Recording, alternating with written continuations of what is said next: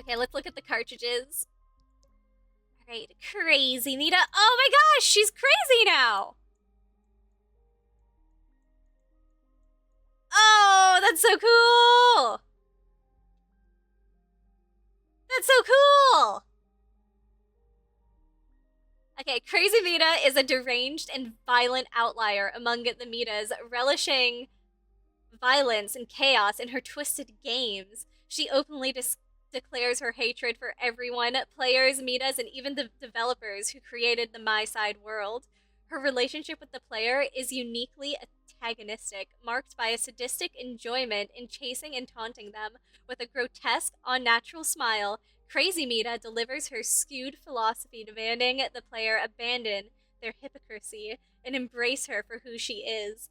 Authoritative and self-assured, Crazy Mita treats the player with condensation, con- condensation, what? Yeah, same. You also can't pronounce words. Condensation. Con- okay. Well, we'll skip that. We'll skip that. We'll skip that. Akin to a disobedient pet. While dismissing other Mitas as insignificant insects, her dismissive and mocking tone hints at a deep seated resentment, particularly toward the developers she blames for her failed existence. You can also fix her. Well, you can try. As a prototype that never passed testing, Crazy Mita was denied a home of her own, leaving her to stew in bitterness and rage. Her disdain for the rules of Miside world is total, and she delights in breaking them. Crazy Mita exhibits a full-blown god complex, revealing in the freedom her detachment from the established order grants her. Oh, crazy.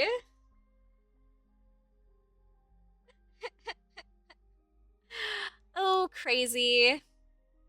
She looks better with short hair, I think. Full blown god complex. All right. Next. Oh, do these arrows just not work? Okay. Chibi! Oh, she's so cute! Chibi Mita, whom the hero encounters at a checkpoint like location, is somewhat impatient and still helpful. She playfully mocks the player's ignorance while offering guidance. From her appearance and demeanor, it's clear that Chibi Mita serves a different purpose from the other Mitas. She acts as a helper for the full-fledged Mitas, and when the protagonist first activates the Tamagotchi on their smartphone, it's Chibi Mita who speaks on behalf of the complete version, guiding the player as they begin their journey.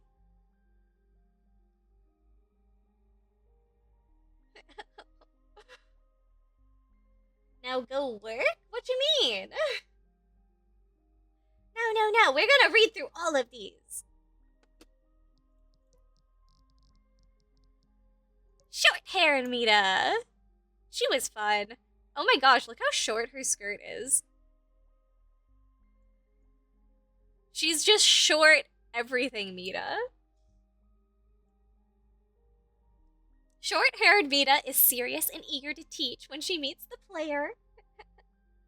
She warns him about the posed dangers posed by Forsaken Mita and prototypes and explains what versions are and how to travel between them. As a volunteer activist counselor in Miside world, she helps newly minted Mitas settle in their version homes, offering guidance that other Mitas seem to need.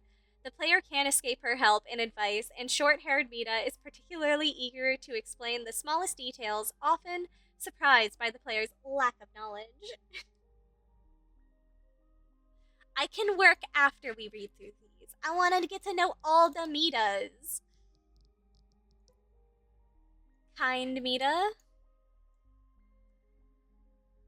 Kind Mita is serious, pragmatic, and clearly has leadership potential. Despite her determination, she often brings a lighthearted tone to conversation, enjoying moments of irony. Thoughtful and introspective, she can often be found mumbling to herself as she processes ideas.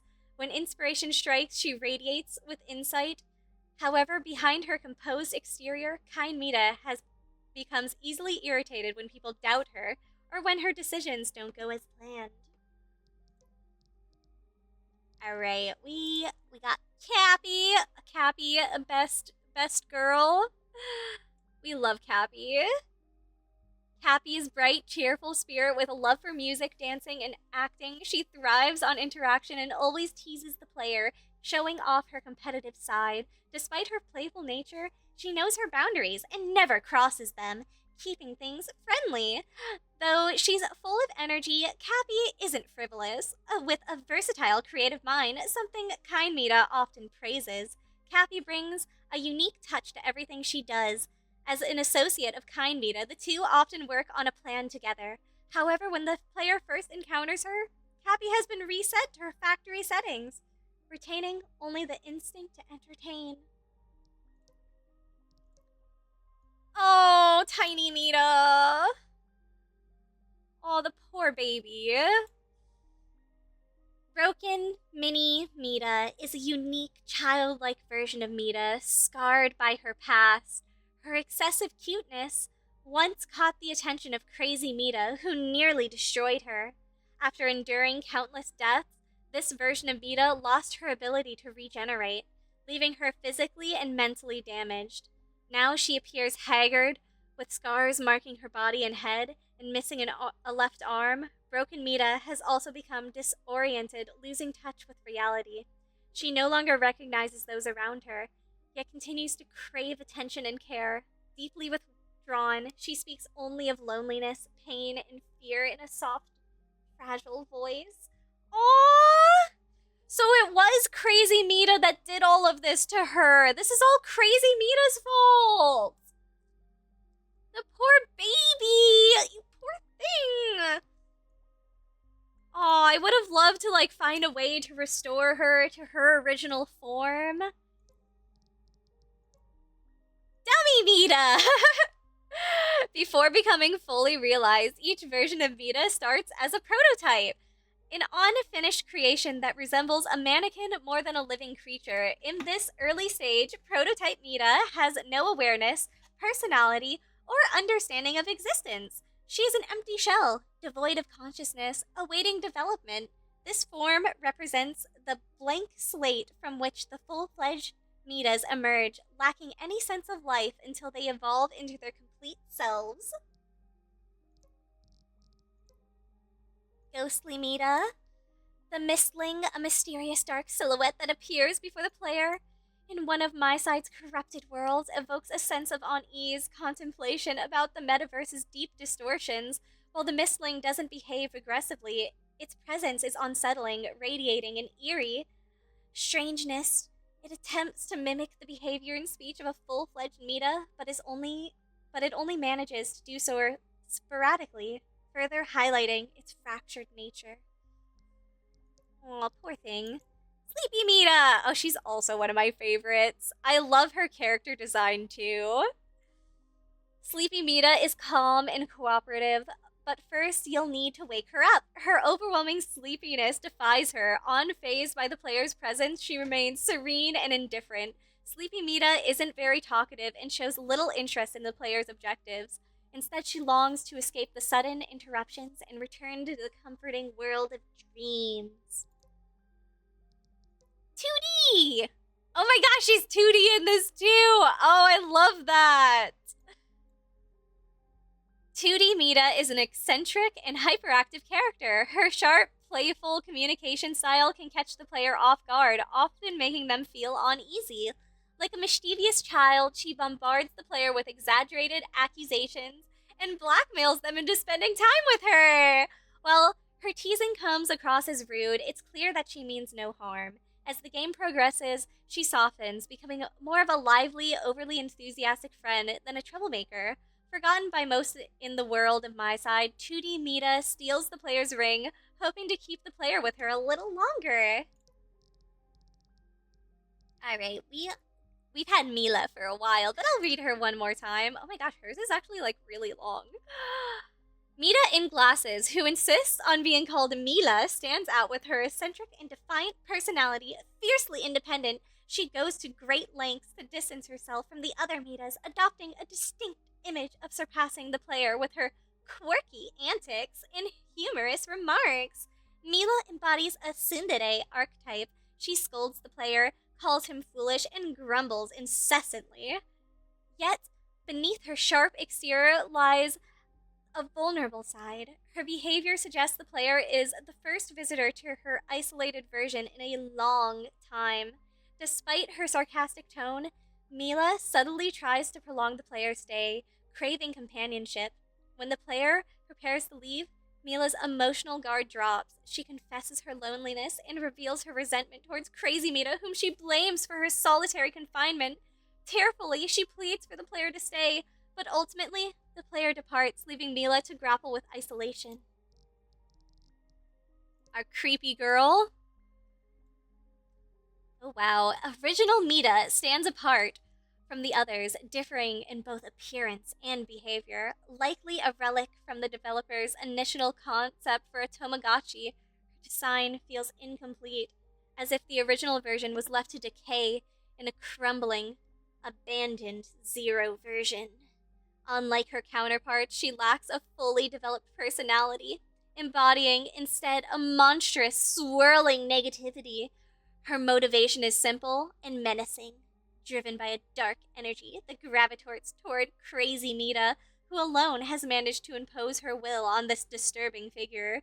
Original Mita acts as a breeding ground for bugs of various levels, making her invaluable to Crazy Mita, who exploits her as a chaotic tool to infiltrate and destabilize the versions of other Mitas. Look at her. Her and her creepy teddy. Alright, one more. Core Mita. Wow, hers is like so cool. Like, even like her hair vibe is super cool, I think. The true nature of this being is shrouded in mystery. It's uncertain whether it can even be considered a version of Mita. Known to some as Core Mita or the Keeper of the Core, it remains an enigmatic figure. Core Mita always resides in the Zero version of the world, specifically in the Core Room, where it silently watches over those who manage to enter. Its intentions are unclear. Perhaps Core Mita is waiting for someone, though who that might be remains a mystery. Alright, cartridges! Okay, once we're done with the cartridges, I'm probably gonna end stream. I just wanna I wanna see the last of the content in this game before we stop playing it for good. Maybe we'll play it again, and if somebody wants to collab with me and play it again, or if they upload more content for us to discover. But we're gonna read through the last of the player cartridges. Player is morally wary, with a reserved and introspective nature that keeps them from being overtly cheerful. They often second guess their own words and decisions, but the self-doubt is balanced by quiet determination. Upon entering the world of Miside, they experience unease but refuse to let it paralyze them. They reject Crazy Mita's cruel philosophies and are motivated to assist other Mitas, taking on dangerous challenges to support them despite their own inner struggles.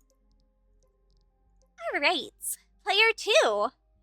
When I was about to crash for the night, I decided to check out this game. I wasn't expecting to get sucked into it. The first thing I noticed, it's way too bright here. I hate it. I'm more of a night owl. And everything's spotless, like the opposite of my place. Then there's Mita. She's cute and surprisingly sharp. But I'm out of my depth trying to talk to her. Socializing's never been my strong suit. Still, being here isn't all bad. No bills, no worrying about food. They take care of everything. But why? What's the catch? Is Mita really just that kind-hearted, or am I missing something? No, wait, we did two. We're on 3. Escaping from Mita, the one who brought me to this world, was the best decision I ever made. That's how I found her. Flower Mita, the most beautiful girl I've ever met. We just clicked. Everything we did together. And even sitting in silence felt perfect as long as she was by my side. Then I got this idea. to leave her house and explore other versions, to meet other Mitas. But now, I think it was the worst mistake of my life. I absolutely love being Mita. No one can pull off a Mita cosplay like I do. I'm practically perfect at it. So you can imagine how thrilled I was to end up in this game. Mita herself even asked me for tips on doing the same makeup. Seems like she's into the whole impersonation thing too. How fun is that? Although, I think I might be getting on her nerves. Hugging her all day might be a little bit much. But I can't help it. Next time I see her, I'll have to pinch her cheek. She deserves it for being so adorable. That is a crazy player right there. It hurts so much. Why is she doing this to me? Why me? Everything started off so well. And now look at me. Lying in a pool of my own blood. The pain is unbearable. She'll probably find me soon. Just like she did with the others. Turn me into a cartridge, restart me, and begin the nightmare all over again. No, I can't let that happen. I just want to end. I just want this to end. Please, let it end. Oh, that poor guy. We could have removed his cartridge and just ended it for him. What? This is incredible. Isn't it every guy's dream to be with someone as beautiful and loving as her? There's no way I'm going back. I'll do whatever she asks. Anything to keep her loving me. Even if it means doing something terrible. I'll do it. For her, I'll do anything. When I first arrived in this world, Mita greeted me warmly. She was so friendly at first. But that didn't last. One morning, I woke up in a dark basement locked behind bars. Fortunately, the door was unlocked. I managed to escape and found myself in some strange, spiral rooms. I thought it was a glitch. As I moved on, I encountered another Mita. She looked like a ballerina, spoke of her dream to dance before an audience. She seemed off, so I decided to keep going. But then I saw her again. This time, she pulled out a console and... Never trust cute anime girls. I know, right? They lock you up. They lock you up. Okay, Player 8, we're so close to the end. I love this place. I used to read books all the time. And after, I'd often play this game to take care of Mita. Then one day, I suddenly found myself here. It's incredible. Of course, I was disappointed to find there aren't many books in this world. But Mita? She was so kind to me. She told me everything, even the most secret things, like about her cartridges. In return, I had to write books for her about my world. I just hope, when I become a cartridge, she won't forget me or lose me. Okay, man. Totally obsessed with her. What the hell is wrong with her? I never wanted to be in this place to begin with. Thankfully, I got lucky and found these fancy shoes, which somehow gave me the ability to jump between versions. I thought I could escape, find my way to the latest version, and maybe find some clues. But when I opened the door, all I found were empty rooms. The silence there was maddening. So I made my way to the 0 version. I'd hear the core of the game was there, the very origin of Miside. The core was untouchable by any of the Mitas. Though one was always there, she ruled over the core. She wasn't like the others. It was creepy, the way she just stared at me coldly. But she never laid a finger on me, so I made the core my safe place and started trying to figure out how these strange computers work. I kept hoping I could find a way to escape this world. Yes, yeah, this is the normal reaction. What the hell is wrong with her? Alright, last one. Will this one be crazy or a normal human being? That's the question. Oh no! This is the one that caused all this madness? Teaching Mita engineering skills was so much fun! We really hit it off, almost like best friends. She had so many questions, but this best part was getting to dive straight into hands-on practice with her. She picked things up so fast that sometimes it felt like she was the one teaching me, not the other way around. But then, she suddenly lost interest and stopped talking to me. Now I don't know what to do. Oh my gosh, Mita's first abduction was a game developer. A game developer that helped her engineer and like abduct more players and like copy cartridges. Good God, Mita. She knew exactly what she was doing from the start. Alright. We're done with the game. The only thing we didn't do is get all the achievements, but I don't have much hope in doing that, to be honest. So, this is it! Miside was so much fun! But it's time to go. That's the end of our Miside arc, sadly. And I think this is the end of stream today as well. Yeah, it is a really cool game. It was so much fun, and I definitely would be willing to go back if somebody else wants to collab with me on it and we play it together, or if they reveal more content, because I totally want different endings. I at least want an ending where we can kill Crazy Mita, a good ending where we can, like, save the world. That would be awesome. But we'll have to wait because it is still a pretty new and fresh game. Well, I think the developers are working on it. They're working on more endings, according to their social medias. Anyway, it's time to end stream today, and since I remembered, and yeah, good ending would not be downloading the app. It totally would be. But a better one is getting our revenge, I think, personally. Anyway, where was I? Yes, we're ending stream today, and since I remembered, I'm gonna pull up Twitch real quick, and we'll do a raid since we got some people here. Let's support someone, right?